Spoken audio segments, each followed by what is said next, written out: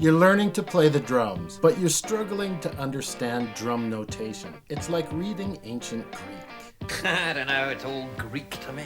Don't worry, we've got you covered. And it's a lot easier than you think. And we're going to make it easy for you to understand. By the way, this is the third in our series of drum lesson videos. Make sure to check out number 1, what you need to start drumming, and number 2, how to play your first song, as these videos will help you follow along with this one. Let's do this!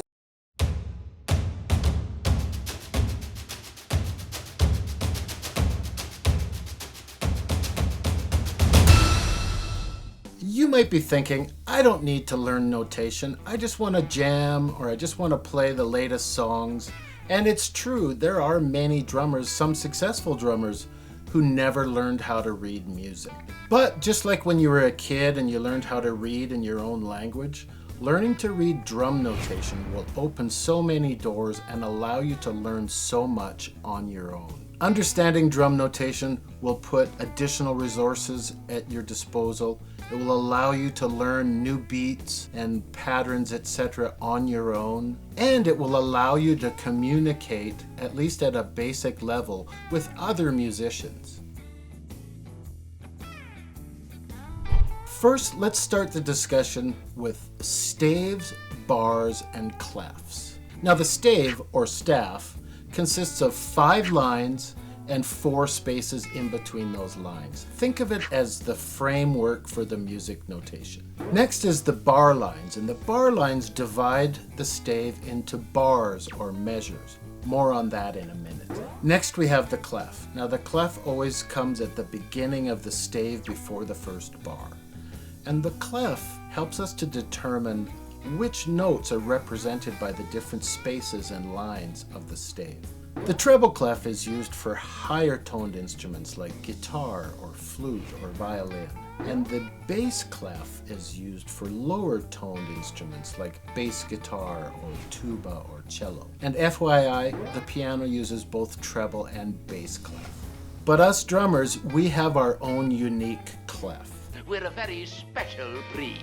The percussion clef, which consists of 2 vertical bars or sometimes represented by a box. And when we see this clef, we know that the lines and the spaces of the stave represent different percussion voices or instruments. Also, before the first bar of music is the time signature.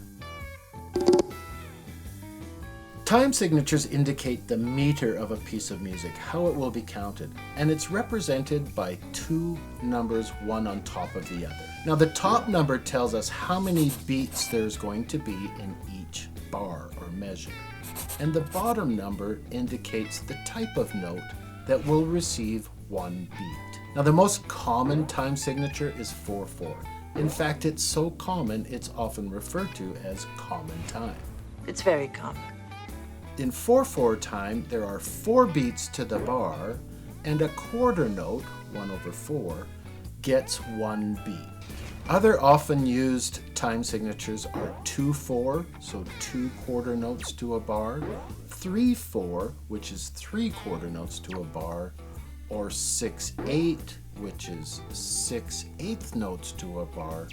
And a very common one in blues and jazz is 12/8, so there are 12 eighth notes to a measure. But to start, we're going to just focus on 4/4 or common time.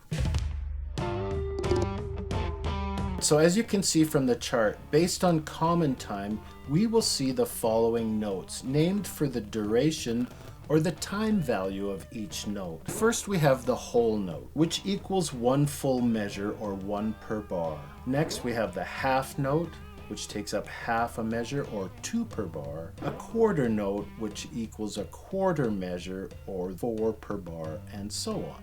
Now the following graphic is a representation of these time values. So you can see that 1 whole note equals 2 half notes. Each half note equals 2 quarter notes. Each quarter note equals 2 eighth notes, and so on. Alright, so we've all heard a drummer count in a song. 1, 2, 3, 4! This is a common way to count in a song in 4/4 by counting each of the quarter notes. Once the song begins, each bar is also counted in this same way. Now, one other thing about counting in common time, each quarter note is counted as a 1, 2, 3, 4. Now the eighth notes are counted as and, so we would count that as 1 and 2 and 3 and 4 and 16th notes are counted as E and A, so like this. 1 E and a 2 E and a 3 E and a 4 E and a. Keeping time by counting out loud is a good practice for beginners. It will help you keep track of where you are and help you to decipher new beats and patterns. Now for a few variations on those basics. First, let's talk about triplets. Now a triplet is when 2 notes are replaced with 3. And these are usually noted by putting a number 3 above the 3 notes. Triplets are typically counted 1 tita, 2 tita, or triplet, triplet. Another common practice in drum notation is dotted notes, so you'll need to understand these. A dotted note is a common way to sustain or increase the time duration of a note. Now what the dot does is it adds 50% of the time value to any given note. So for example, a dotted quarter note becomes the equivalent of 3/8 notes, or 1.5 beats.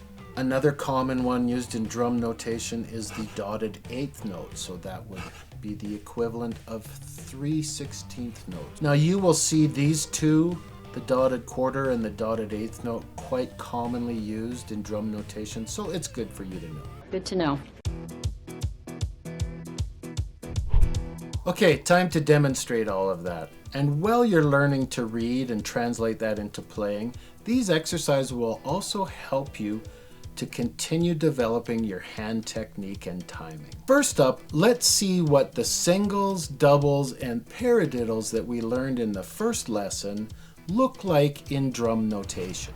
Note that because we're only playing one drum or voice, our stave is reduced to just a single line. Also note that they are steady eighth notes, first 2 bars of singles, then 2 bars of doubles, and then 2 bars of paradiddles.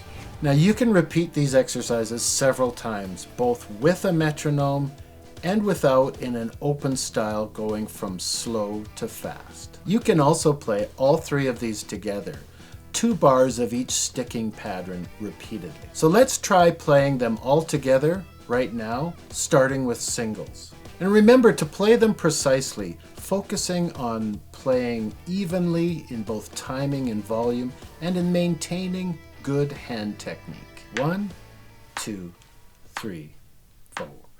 1 and 2 and 3 and 4 and 1 and 2 and 3 and 4 and 2 and 3 and 4 and 1 and 2 and 3 and 4 and 1 and 2 and 3 and 4 and 1, 2 and 3 and 4 and... See, you're reading music. I knew you could do it.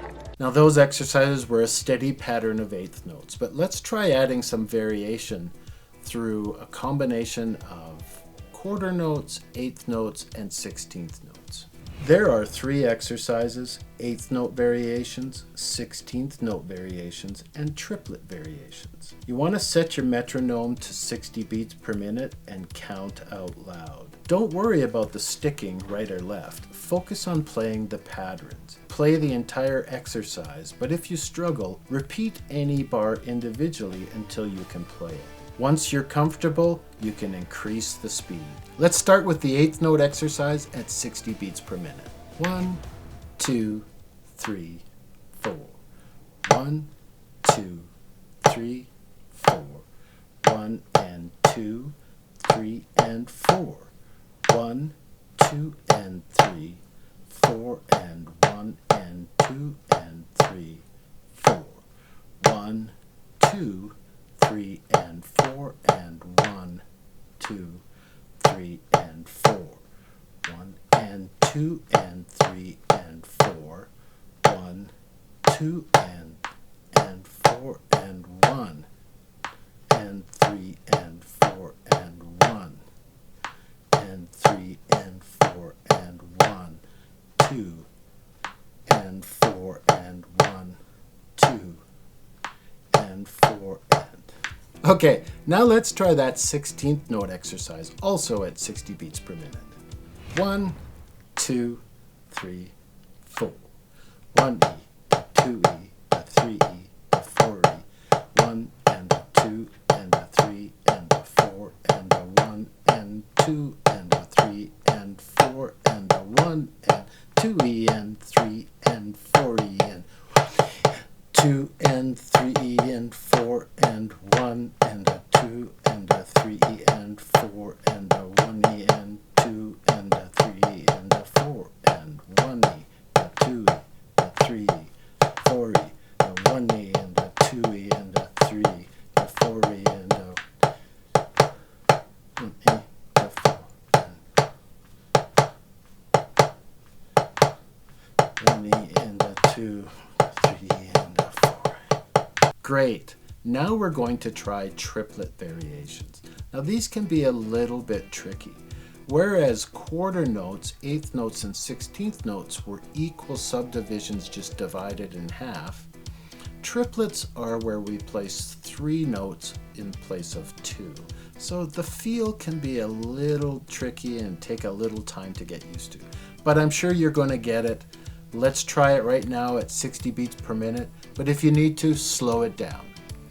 1, 2, 3, 4. 1, 2, 3 T to 4. 1, 2 T to 3, 4.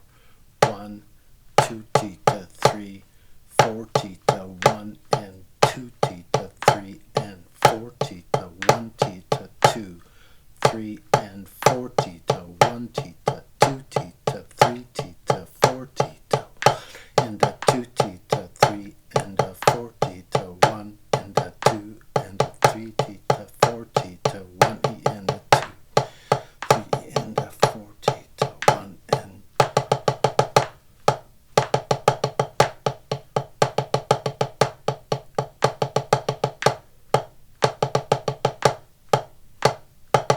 Okay, that's all for today's lesson. I hope you'll take this away and practice. Just take your time, be patient with yourself, and most of all, have fun. The more you practice, the more control and confidence you will gain. And just remember, practice equals progress. For more content like this, make sure to subscribe and check out our previous and future videos. And stay tuned and ring that bell so you will receive notification when the next video comes out. Bye for now.